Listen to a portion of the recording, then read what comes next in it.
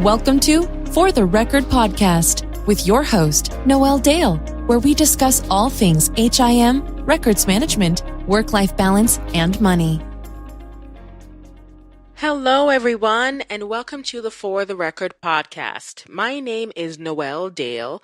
Thank you so much for joining us on another episode. Today's show, we wanted to talk a little bit about the field of healthcare administration. It's a booming field in the health industry today. And I wanted to bring an expert on to discuss the field of healthcare administration, talk about the pros and the cons of working in this type of career field, to shine some light on what it really is about and to give some insight onto how to get involved in a field like this if you're interested in this type of career field. So my expert today is Mr. Matthew Carrera. He is a graduate of Quinnipiac University with a bachelor's degree in health science and a minor in business. He also received a Master of Science in Healthcare Administration from the University of New Haven. He's self-motivated. He has exceptional organizational skills. He has witnessed a lot of inefficiencies and flaws across all specialties in healthcare. And his goal is to help to change that by analyzing operations and creating and implementing new strategies and techniques to improve healthcare processes and minimize waste. Matthew, thank you so much for joining us. It's been a long time coming. So my first question is, healthcare administration is a pretty broad field in healthcare, and we have a lot of students that are interested in the field and want to know a little bit more about the field. But before I get into my questions about healthcare administration itself, tell us a little bit about yourself and the work that you do. Yeah, of course. Currently, right now, in my current role, I'm overlooking and managing a pediatric medical group. I'm the chief operating officer, practice administrator of the whole entire organization. Mm-hmm. We have 3 office locations. My main job title and duties is defined as setting short and long-term goals for the organization, mm-hmm. and effectively ensuring that each and every day that the organization is running smoothly. On all aspects of in the practice, whether it's on the clinical end, billing, front desk, mm-hmm. dealing with the doctors and the providers on a day-to-day schedule, and reporting to the 2 owners of the corporation. Excellent. So tell me a little bit about what drew you to this field of healthcare administration. Yeah, it's, a lot of people ask me this. I also sit on the alumni panel at UNH, and all the students, ask, what got you here and how did you get into it? Yeah. And it wasn't as clear cut as it looks to be, because sometimes I feel students see the end result and they're like, wow, that was achieved pretty quickly. Right. You got there pretty, fast. And, I like to explain that there was an uphill battle as far as getting there. And I attended Quinnipiac University as my undergrad, and I was a student athlete there playing soccer, and I was in the health science program there with a minor in business. I absolutely had no clue what I wanted to do in healthcare. I was very much pushed into let's do nursing, let's do physical therapy, go to med school. I kind of really, decided that medicine wasn't the route I wanted to go as far as, practicing. Mm-hmm. But I knew I loved business, and I knew the business end of healthcare was something that interested me. So I used to go to my advisor all the time, and I like to stress to other students and people in the field that it's perfectly okay to go to your advisor and bug them and get input and see what their mindset is as far as helping you out too. And right. Seeing my advisor, she understood my concerns and said, why don't you try out an interview, a shadowing period, a volunteer at a medical group or office. Uh-huh. So she was able to set me up with an interview to start volunteering, and it was at a local group next to Quinnipiac, mm-hmm. The Eye Center of Southern Connecticut. Upon going there and meeting with the CEO, they enjoyed my presence and what I had to offer and my goals and my aspirations as far as my long-term goals, mm-hmm. and they let me kind of shadow and volunteer with them. when I was about 19 years old, as a junior in college still. Now, this is an important thing you just mentioned. You said volunteering, and a lot of people don't realize that internship type of volunteering type of period is so important. Super important. And I always stress the kids, I think nowadays people think, oh, I'm going to school, I'm guaranteed, money, or I don't think that. I think people need to change their mindset on that. And sometimes you need to take a loss or, drop your ego a little bit and work to gain the experience. And, it really, truly paid off for me. It worked, because after that point of volunteering, now they know me. Now I've proved myself. Right. Now they feel the incentive to invest in me. Absolutely. When they've had an opportunity to see your work, to see how you communicate, to see how you do business, really. Exactly. Right. And, a lot of times, organizations do not want to take strides or take a chance on a new grad or someone who doesn't even have their degree yet. Mm-hmm. I don't blame them. You're still new. You still have to gain experience. You still have to learn. You still have to fall on your face a little bit. At that point, I worked super hard for, a good, 3 to 6 months. And at that point, they were able to offer me a paid internship position. At that point, I was ecstatic. Wow. I remember running home and was so excited with my family that, hey, I'm 19 years old and I just got a paid internship. That's amazing. That's such an amazing story. Wow. It really was, and it really worked out. And I think, I really stress that, people, nothing gets handed to people, and you really have to work for it. And, right. At that point, I was able to now define my role and really show myself in the practice. And then at that point, I really grew. I went from being an intern to a manager to working underneath the CEO and being an assistant administrator to him / human resource director at the practice, and just being involved in and things that happen in healthcare. Healthcare is such an evolving field that even at times the CEO is stumped, and it's great because then he's like, look, you're involved in this project on me. We have to figure that out, right? And you have to go come up with the ideas and give the processes and all that. Exactly. Yeah. And run it by me, and I'm going to give you the yes, the no, this isn't good enough. Right. You have to present this to the board, and, it was a great experience for me because I fell a million times, and failure is okay. Oh, wow. Say that again. Say that one more time. Failure is okay. and some people are so nervous to make the step because they're scared that they're going to fail. And wow. You want to fail because if you don't fail, that means you're not trying to improve yourself. And I really stress that to students, too, because if you don't fail, then you're never going to know how to make it better or improve. If you get it right, great, kudos to you. You can check that area off in the processes that you understand how to do that particular assignment. So doubts will come. Did you ever have doubts, and how did you deal with it? Yeah, no, of course. I had doubts many times. And, the biggest thing for me was that I was still new. I was still learning that this was going to happen, and I needed to be patient, and that I wasn't going to just finish my bachelor's degree and be an administrator or be a CEO or run a hospital and that's the biggest thing I think people need to realize is that you need to take steps to get to the end point. And I think people think, oh, I finished my degree now. I'm on top of the world. I know everything there needs to know, and I can be a director, a chief operating officer, and it just doesn't work like that. Right. So people, they need to go through the steps, and they need to fall and learn and grow. And grow. That's the only way you continue to go through it. It's the best advice I can give as far as when you get to that phase where you're stuck, because it happens to everybody. Absolutely, I agree with that. Now, tell me, let's talk a little bit about the work setting that one can seek employment in. If you have a degree in healthcare administration, what are the opportunities out there for a new grad in this field? No, of course. It's a great question, and I get this asked all the time. In healthcare administration right now, it's such a booming field. Healthcare is always evolving. Yes. Never stagnant. So, there's really many,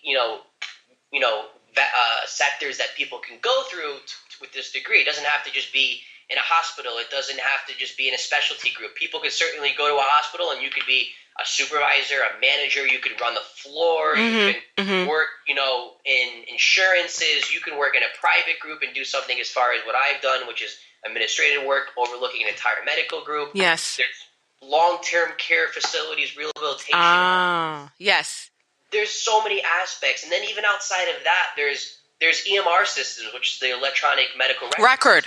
Right. You can work for an EMR company and you can work on, patient relations and services and IT development work in healthcare. Mm-hmm. There's just endless amounts of, avenues you can go down all the way until, sales. People can be pharmaceutical sales. So there's really no one cookie cutter job out there. It's really what you're looking for as creative as you want to be. And I really stress to people that if you're in that beginning stage, that you research all of these components that I just kind of talked about and see which one sticks out to you the most and go and shadow for free. Go and volunteer. There you go. Because that's the only way you'll know how you would fit into or what you would fit into. And which leads me to my next question. How did you know that this was right for you when you got into it? So I always knew that the business end of things was just the right fit for me. And, it's a tough question because at the beginning I already kind of knew that this is where I wanted to be. I was just looking for that internship opportunity that fell in my lap, which was nice. And then once I got there and I shadowed and I, interviewed and I was with them for some time, 3.5 years, I just knew. It just felt comfortable. I came home from work every day, never feeling that I went to work. Wow. That's a big deal, right? That's a big deal. I could sit there and work until 10 p.m. at night and not be frustrated that I missed time that my friends are out or whatever it may be, and you miss something that's going on in life. Because I just really loved and enjoyed doing it. You enjoyed it, right. That's a huge component. You gotta love it. You can't just say I'm doing this because of the money or because it's gonna look good on my resume. You gotta enjoy it because if you love it, then you'll evolve at a quicker pace. Are there any credentials that new grads would need? Like, for example, for the field of health information management, students are required to have the RHIA, RHIT credential to be able to leap into HIM. Is that the same for healthcare administration? Do you need credentials for that field? Yeah, it's funny. It's funny how the field has developed. Back in the day, it used to be front desk staff that's been with the practice for X amount of years, and someone got turned into an office manager, and they learned the job as they went, and they usually stayed stagnant there for about 20 years. Now that phase of managers and administrators and CEOs are phasing out and retiring, and it's the newer generation coming in, and it's not that it's necessary, but 99.9% of times when I see on applications or people, submitting their resume, it does say would like to have a master's degree, and it doesn't have to be healthcare administration. It could be a master's in, just your MBA in business. I really would suggest that if someone is aiming towards the healthcare field in business, that they would get their, HCA, healthcare administration, or their master's in healthcare administration. As it gives them more of a close case-to-case, statistics and studies on what's going on in the field, and it's not as broad as just an MBA. Yes. So I severely, suggest it. Okay. I think that people really should use the degree to their benefit. It just only makes you look stronger of a candidate when you're applying. Absolutely. Now, you've talked about the wonderful things about healthcare administration. Now, what would you say are the pros and the cons of this career field? Yeah, no, of course. And, touching on before, as I mentioned about the employment aspect of healthcare administration, that the opportunities are endless, and you can be as creative and as daring as you want in this field. I feel you can really, take it in so many different aspects as far as what fits you as a person. And I think that is a huge pro, that, healthcare isn't just managing, or it isn't just IT work. There's clinical aspect of healthcare. There's insurance end. There's sales end of healthcare. So you can really mold it into who you are as a person.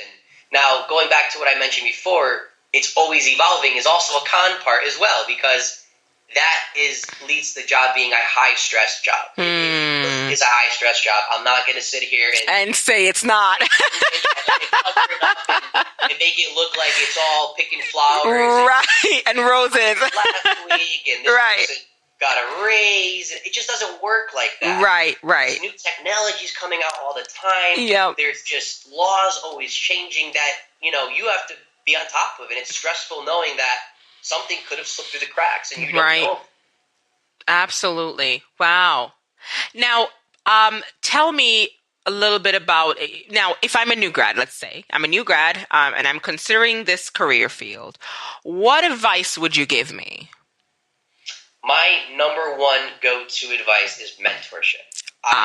I really think that finding a mentor in the field, whether it's a colleague who's a higher grad in your master's program that's been in the program for a longer time than you, or simply, reaching out. I used to write letters every week to different executives, CEOs, administrators, and never hear back from any of them. But there was a couple times that I would hear from that one person that I would allow me to go and shadow them for free, and I would never expect anything out of it. It was just now my name and my presence is always remembered in them. Right. And when I ever had a question moving forward from there, they were more prone to answering my email now because now they met me in person. Now they understand what my aspirations and goals are. And now we've created a connection that they become a mentor to me. So if I feel that I had a question throughout my graduate schooling, I would reach out to them. Or even when I'm in my employment now, I still have mentors that I reach out to and ask advice for. Wow. So I hear you talk, you've said a lot here. You've talked about volunteering. You've talked about mentorship. And it sounds to me like anything else that you really have to put the work in. You really have to put your foot forward in order to get it done. You need to. And, I like I mentioned, I'm on the UNH alumni panel program, and I go and meet with the students. And a lot of the times, it's really what you put forward. Everyone has the credentials. Everyone has the schooling. It's now what separates you from the 500,000 people in the world with a healthcare administration degree. Right. Me as an administrator, if I'm hiring for a manager job in my company, I'm certainly not going to go out and start vetting every person. I'm going to look for the person who's the most creative, has the most, intuition to contact me, and shows me the persistence and the drive to be part of my organization. That speaks volumes to me. That's amazing. Wow. So, a lot of times I see students, they sit back thinking, I got my degree now, or I'm going to get my degree in 6 months. I'm good. I'm going to get a job right away. And I'm already saying, you're a little bit behind the ball. You should be doing this prior to your degree. Right when you're starting your degree. So when you finish, you've created networks, you've created connections, you have loopholes into organizations, you have your foot in the door. Right. Exactly. That's so important. That's very, very important. And you talked a lot about connecting with your school, because sounds to me this opportunity that came to you through a discussion with your not only your enthusiasm, but your discussion with your advisor. So really showing interest in what you're doing is a big deal. 100%. And I feel that I used to make it a goal that every couple weeks I would reach out to my advisor, whether I had nothing going on or I had something going on, because when something popped up, I was always then the first person on her list. And I remember it worked in my favor. She got this opportunity and she says, "Matt, you just left my office 2 weeks ago, and you were talking about how you were all confused and you didn't know where to go for business. I just got this email that this local group is looking for volunteers and internship opportunities, and I thought of you." My gosh. You thought of me out of the how many students in our class? I wonder why, because I probably bug you every week. Right, because you show interest. Absolutely. So all those other students who don't, go and make that push, they're not going to go and vet you. They're looking for the kids who are persistent. Absolutely. Wow. So let me just throw a little bit of curveball in there for a moment. I call this section the heart to heart segment. Okay. I'm going to ask you a series of questions and you just give me, your best answer. What is your favorite quote and why? Oh, right. That's always a tough one. There's so many good quotes out there from famous, authors and just famous influencers and philosophers in the world. And, I probably could sit there and give you a million of them, but I'm going to give you one that sits on my wall in my office because it's just something that was how I was raised, and it's a quote that stands out to me. I'm not necessarily sure if it's actually from a particular author or not. It's something I've seen throughout my career. Yeah. And you could kind of get the sense of the quote based on my energy and what I've been talking Absolutely, yes, I do. through our interview. But the quote is simple. It's good things come to those who go out and earn it, and it's straightforward. Wow. It's to me it's simple. It's not over detailed, and it's right to the point. It's just if you want it and you want to make the sacrifices to go get it and deal with the up and downs, it'll eventually work out for you. Wow. You just have to be able to push through all the negatives, and you can't quit when you think it's at the worst, because right when you're at the worst, the light is right there at the end of the tunnel. That's right. Absolutely. Who is your role model? My next question. Who's your role model and why?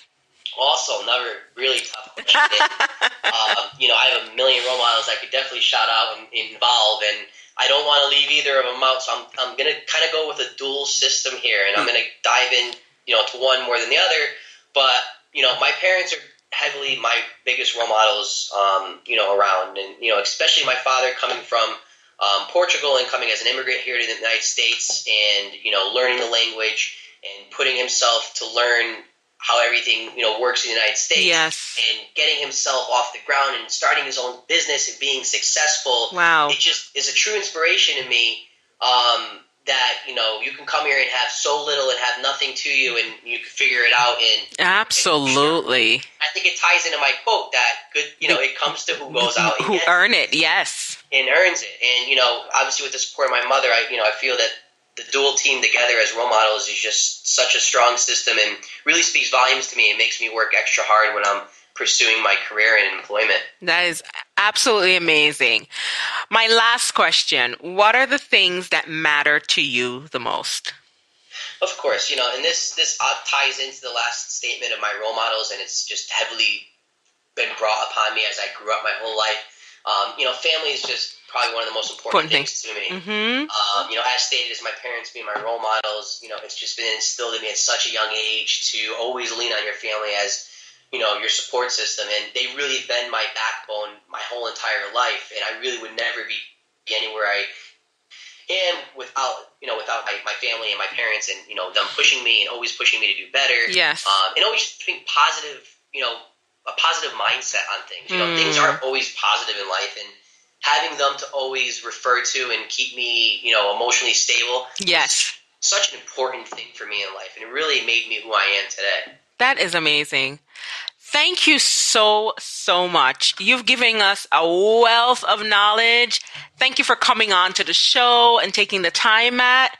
This was an amazing interview. Wow. Appreciate it. Thank you for having me. I really enjoyed giving you all the insight on everything, in regards to healthcare administration, and hopefully I can teach some people out there by hearing this podcast. Absolutely, and we'll certainly be calling on you to come on the show again, so that it won't be the last. I certainly will be available whenever you need me. Thank you so much, Matthew. Thank you. You're welcome. You have a great night. You too.